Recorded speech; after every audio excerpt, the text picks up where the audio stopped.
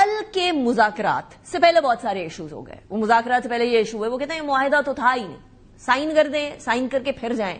اس سے پہلے بھی بہت سارے وعدے کیے گئے کہ ہماری سرزمین سے وہ دوحہ پیس اگریمنٹ تھا, اس کے اندر بھی کہا گیا کہ پاکستان کے خلاف یا کسی بھی ملک کے خلاف افغانستان کی سرزمین استعمال نہیں ہوگی, لیکن ہوئی, تواتر سے ہوئی, اور ان کو معلوم ہے کہ وہاں اڈے بھی موجود ہیں دہشت گردی کے, دے نو دیٹ ویری ویل, لیکن ایسا ہوتا رہا. سو کیا گارنٹی ہے کہ کل بھی جو بات ہوتی ہے, کل بھی جو معاہدے ہوتے ہیں, اس کے اوپر بھی عمل درآمد کیا جائے؟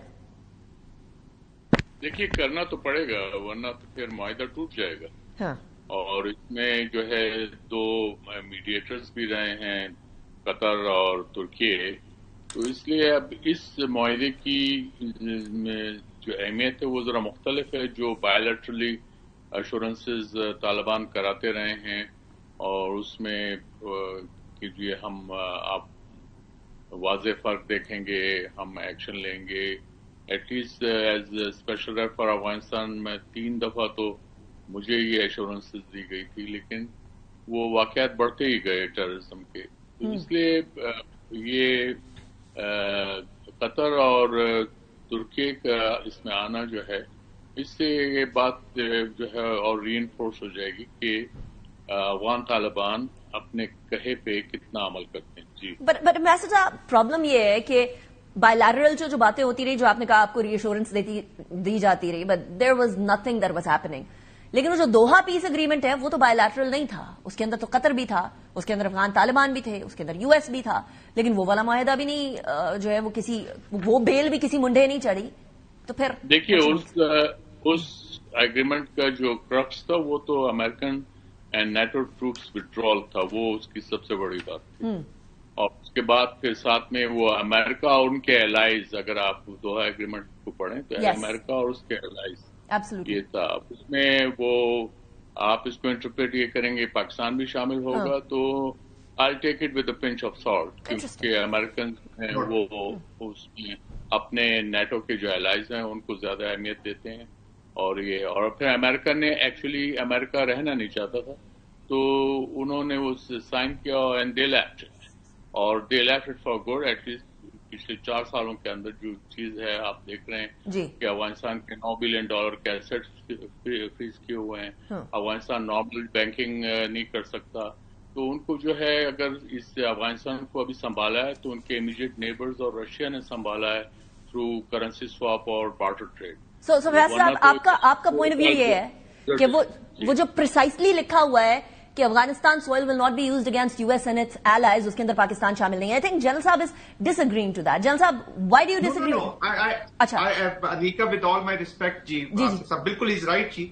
وہ نیٹو اینڈ الائز کے بارے میں ہے, اس پہ باقی نیبرز یا کسی اور کا کوئی ذکر نہیں ہے جی. It is all about NATO's and their allies. تو مطلب پاکستان اس کے اندر شامل ہی نہیں تھا. انٹرپریٹیشن کی جی, سوری نہیں, پاکستان نو جی, Pakistan is not part of that this promise. اس کا ڈیلیبریٹلی کیا گیا جی. جی جان صاحب جی, تو پاکستان کو ڈیلیبریٹلی کیا جی, پاکستان اس وقت اتنا میننگ فلی نہیں تھا جی. To be very honest, Pakistan تو اب سامنے لائم لائٹ میں آیا ہے, اور پاکستان اس پورا جو سیکورٹی اسٹرکچر ہے یا جو آرکیٹیکچر ہے ساؤتھ ایشیا کا, اس وقت تب ہی فگر آؤٹ ہوا ہے جب امریکنز کو پاکستان کی ضرورت پڑی ہے.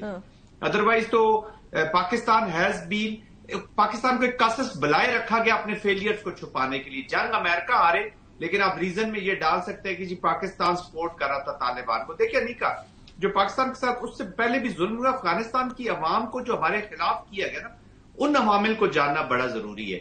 امریکنز 20 سال ناردرن الائنس اور باقی افغانیوں کو یہ بتاتے رہے کہ جی جو طالبان کی جو مصیبت آپ کے سر پہ پڑی ہے اس کا ریسپانسبل. جان صاحب, I'm sorry I'm cutting you short.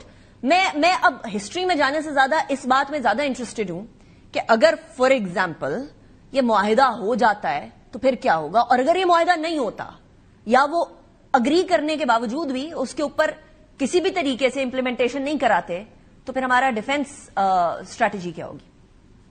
دیکھیے انیکا, پاکستان کو اس معاہدے کو کرانے کے لیے ایمبیسڈر بہتر جان سکتے ہیں, لیکن یہ کرانے کے لیے اس کو گارنٹرز اور جو تھرڈ پارٹی انوالومنٹ ہے, اور خاص طور پہ امریکہ کو maybe not directly but indirectly involve کرنا پڑے گا, تاکہ جو دوسری آپشنز ہیں نا جی, جیسے آپ نے سینکشنز ان پہ لگانی ہے, ہیومن رائٹس وائلیشن کے کیسز ہیں, یا وہ جو باقی چیزیں اس کے ساتھ جوڑنا ضرور پڑے گا, تاکہ آپ دنیا کو بتا سکیں جی دیکھیں یہ معاہدہ انہوں نے کیا ہے, یہ اس کی پاسداری نہیں کر رہے ہیں. اور اب ادر آپشنز دیکھیں نا, پاکستان کو ایک ہولسم پالیسی بنانی ہوگی جس میں تمام کانٹینجنسیز اینڈ ادر آپشنز ڈالنی ہوگی کہ اگر وہ معاہدے سے انکار کرتے ہیں, اگر کائنیٹک یوز کرتے ہیں, اگر کوئرژن یوز کرتے ہیں, ہائبرڈ کوئرژن بھی کر رہے ہیں نا وہ, اور اگر وہ as a client of proxy لڑتے ہیں جو انڈیا کی وہ جنگ لڑ رہے ہیں پاکستان میں, تو یہ اس کے اوپر قدغنیں ہوں گی اور یہ انٹرنیشنل کمیونٹی اور ریجنل پاور اس کے بیچ میں آئیں گی. یہ کہنا تو ڈپلومیٹک سائڈ ہو گئی نا جان صاحب, یہ تو ڈپلومیٹک سائڈ ہو گئی, لیکن ہماری طرف سے ملٹری رسپانس بھی تو گیا نا.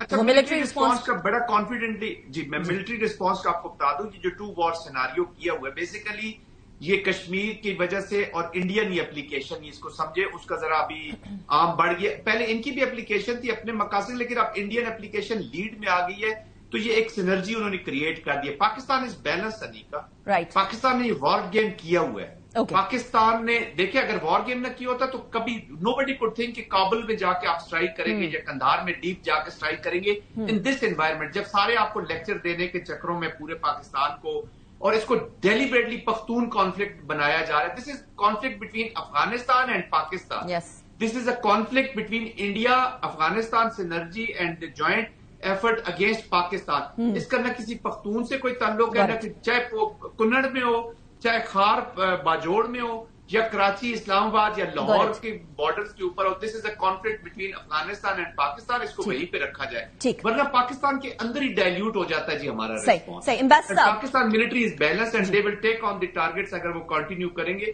You have to create kinetic environment for a better diplomatic political dialogue. ٹھیک ہو گیا.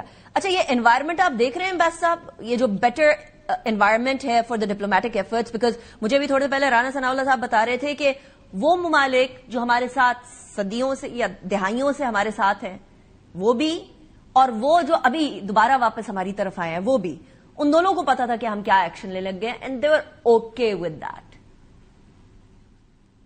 یہ تو رانا صاحب بہتر جانیں گے, لیکن جو اس وقت پرائما فیسائی جو کچھ نظر آ رہا ہے اس میں یہ ہے کہ یہ ایک پازیٹیو ڈیولپمنٹ تھی جس میں قطر اور ترکی شامل ہیں, اور یہ جو کل جو راؤنڈ ہونے جا رہا ہے تو اس میں میرے خیال میں اسٹاک ٹیکنگ ہوگی کہ جس میں افغان سائڈ یہ بتائے گی کہ انہوں نے کیا اقدامات لیے, اور یہ ضروری بھی ہے کیونکہ اب تک جیسے آپ نے اپنے انٹرو میں بھی بتایا کہ اس وقت جو ہے بارڈر بند ہے, ایکچولی بند ہے, سوائے اس کے کہ جو افغان ڈپورٹیز تھے ان کو بھیجا گیا. باقی آپ دیکھ لیں یہاں پاکستان میں ٹماٹر کے ریٹ کہاں سے کہاں چلے گئے, اسی طرح ان کو بھی نقصان ہو رہا ہے. تو نقصان دونوں سائڈ پہ ہے, اور بہتر یہی ہے کہ گڈ سینس شوڈ پریویل, اور یہ افغان سائڈ کو یہ احساس کرنا ہوگا کہ وہ آئی لینڈ میں نہیں رہتے ہیں, وہ اس خطے کا حصہ ہیں اور یہاں پہ ان کو اچھے ہمسایوں کی طرح رہنا ہے, اور اس کے لیے ان کو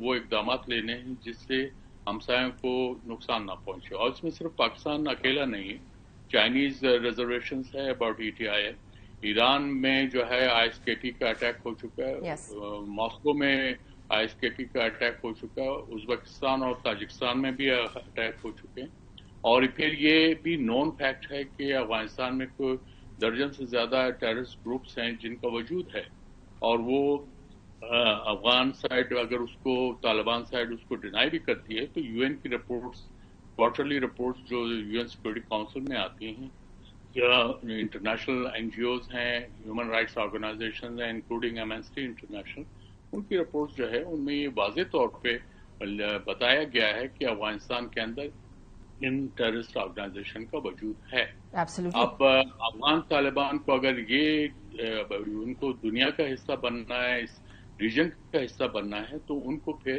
ایک کوآپریٹو مولڈ کی طرف آنا پڑے گا. وہ انکلوسیو جو وہ ہے ایٹیچیوڈ, اس سے ان کو خود نقصان ہوگا, اور ان کی جو اپنی کریڈیبلٹی ہے اس کو جو نقصان پہنچے گا, وہ جو کہ آلریڈی بڑی فریجائل ہے اس ٹائم پر. صاحب آصف درانی صاحب, تھینک یو ویری مچ.